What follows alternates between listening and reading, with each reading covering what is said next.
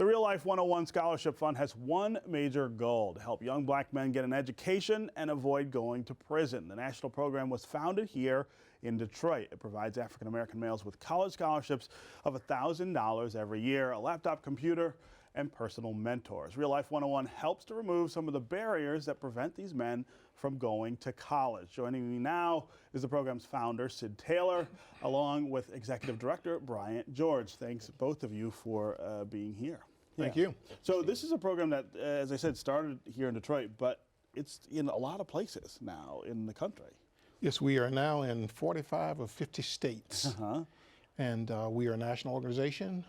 We realize that, as you've already talked about, the gravity of the African American gap.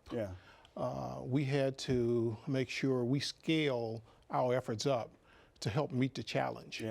And we're proud of the accomplishments to date. I'm proud of my new executive director, Mr. Bryant George. Face, right? I met Bryant in 2006. It's been almost 10 years now, and he's now my executive director. Talk about how this works. I mean, $1,000 in the previous segment, we were talking about how $1,000 from a corporation could give a young person in Detroit an internship opportunity for a summer. You're sort of doing the same thing here. It's the idea of a small gesture making a big difference, right? Oh, absolutely. And it's not just $1,000. It's $1,000 for 5 years. For 5 years, right? Yeah. So they get so that's and then you're talking about 10 per school. So it's really, when you throw in the laptop computers and the computer carrying bags, it's a $60,000 investment per school. Per school. For Real Life 101. And I personally fund a lot of this, and a lot of my corporate sponsors, and this is how we sponsor this. So it's a very, very big thing for these young folks to get this jump start. And then we help them with things like the Pell Grants. That's where the mentors come in. The mentors help them find other monies to help them find their way through that sort of maze of financial support for college. Absolutely. It's confusing. It is. It is. Bryant, you were a student the first time I met you at Madonna College, and you were starting a program like this. Now you are running this program. That's a pretty big transition. So talk about what your leadership of this program's been like. Well, it's been amazing. You know, I asked myself, do I want to be the Bryant George who just, go to Detroit and, attract 15 to 25 students to come to Madonna University to get a degree every year? Or do I want to be a Bryant George who can go, and help the Real Life 101 Scholarship Fund in 45 states out of 50 states at this point, and help those young men get into college? And so, because I was one of those recipients, and I understood that the problem, we should make clear, this was how you got to. This is how I got to college. This was the initial, motion of me going to college. And this was the primary reason of why I went to college. And so I remember having my mentor. He was located in Chicago, a guy named Bill Williams. But, every single month he and I would talk. And, I just wanted to make him proud, and he gave me a lot of advice. And so I know that it was important for me and the young man all over the country. It's very important, right? Talk about some of the young men who benefit from this. What do you see from them, and what becomes of them? Well, there are many success stories. Brian is one of them. We have one of our students is now a state police officer, state trooper for the Michigan state troopers, and one of our students just got hired by the FBI. We've had one that's an Olympic athlete. And I could go on and on. Actually, So you guys have books here. We have a yearbook here. About, and our yearbook, this shows a graphic picture of all the states that we're in, all the green. We've got 5 states that we are not in yet, but in addition to that, we have here all the schools that we're in every state.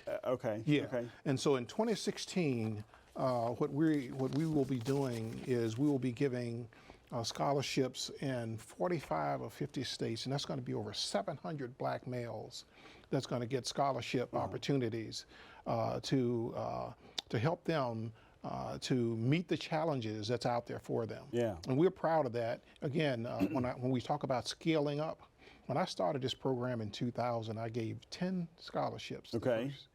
And now we have like 172 black males in colleges and universities all around the country.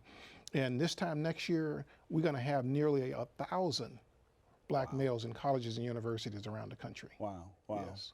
And so how do you identify the people in schools, high schools, who might be recipients of it? Excellent. So we have the principals, counselors, and also the teachers. They recommend 10 students from their high schools.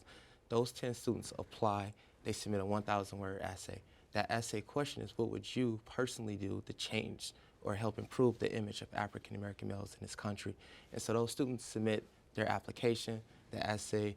They also take a photograph of themselves, because with the yearbook, again, we want to capture these moments. Right. And instead of having mug shots, we're creating successful pictures of these guys. Yeah. And so once they provide those incentives, we put that together and they are awarded. So many scholarships, those are competitive based. Right. But we see the deficit that a lot of African American male students face while they're, going through their upbringing and also in high school. And so this is almost like a non-competitive base. So the first 10, those are who are going to college. That's who gets it. Absolutely. Yeah. You mentioned that, yearbook shots instead of mug shots. That's a very serious point, though, that for a lot of kids, especially here in Detroit and other places, that's really the choice they're facing. Absolutely. Yeah. Every single day, Stephen. Yeah.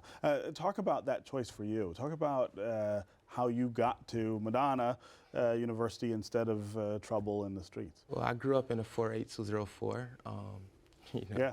Oh, zip yeah. code, and so that was ranked as one of the deadliest. It's one of the most dangerous and deprived zip codes in the country. So failure was spelled everywhere within my neighborhood. You saw a lot of drugs, you saw a lot of gangs.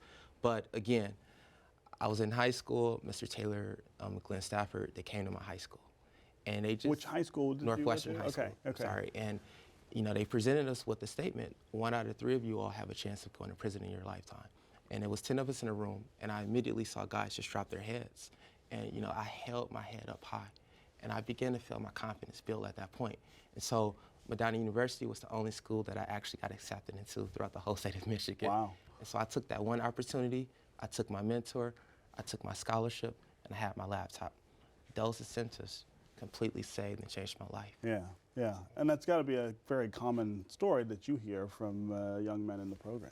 Yes, and that's what keeps me going. And we're now in our 17th year of what I call investing in education and not incarceration. Right. Just what Brian just talked about, that's a dynamic that nobody can overlook. 1 in 3 chance of going to prison. Yeah. And so I said to myself, we as adults, we should be ashamed of ourselves if we're leaving a populace at that kind of a deficit. Yeah. And so as an ex-Marine and Vietnam combat veteran myself, I fall back on something that happened to me in Vietnam, and this was my commitment to do something about something. What was it about your Vietnam experience that led you here? Well, it was a day that I was my Marine Corps platoon. We were in a firefight, and I didn't think we was going to make it out.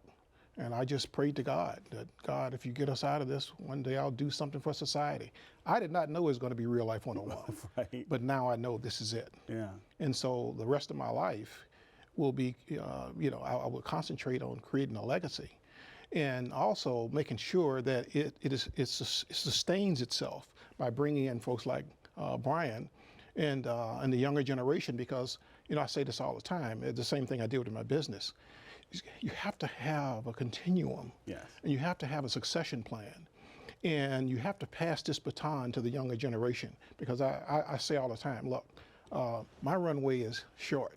They have a long runway. They have a little longer. That's right. And we have to pass our fortunes, our knowledge, and our vision on to the next generation, because they're the ones that's got to take it to the next level. Yeah, yeah. Yes. Talk about how other people who are in your position might start their own idea, get their own idea going. I mean, this started, as you point out, as something pretty small and has grown over time. I mean, there's got to be a lot of other people who could take advantage of that kind of opportunity. Well, yeah, and if you're talking about from the perspective of starting an organization, well, that's certainly one perspective, but it's a big commitment. Yeah. It's a lot of work. Yeah. and it really is, and it takes a lot of creativity, and I don't mean that in a pompous way, but I'm just saying people don't really know. It's just not for everybody. And and sometimes, Stephen, it's best to look at something that already has a foundation and get behind it. Yeah. You don't have to go out and create another wheel, so to speak. Right. Look at something that has momentum, it has good organization, it has a history, and put your efforts and your finances behind it. Right. And so we would encourage those that's out there that's watching this show to look at Real Life 101, www.reallife101.org. You can watch the video. You can find out about what we do. We in 2016, we're gonna bring in 1,000 mentors. We already have about 260 mentors around the country. Yeah. Remember, we're a national organization, and we're going to bring in 1,000 mentors. Wow.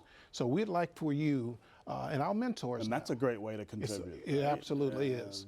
If you don't have money or can't do it that way, you can contribute by being part of the program. That's right. And the other unique thing about Real Life 101, Stephen, I've created an organization that I call is about the rainbow of America. The mentors are black, they're white, they're women, they're men, they're Hispanic, or So we have a very diverse organization. Yeah. So we want you, if you want to get involved, go to our website, www.reallife101.org. Go to the mentor link, and you can sign up to be a Real Life 101 mentor. All right. Yes. Thank you guys both for being here. I love the green jackets. Well, thank you. You look like Masters winners. Well, thank you. Good luck to both of you. Thank you.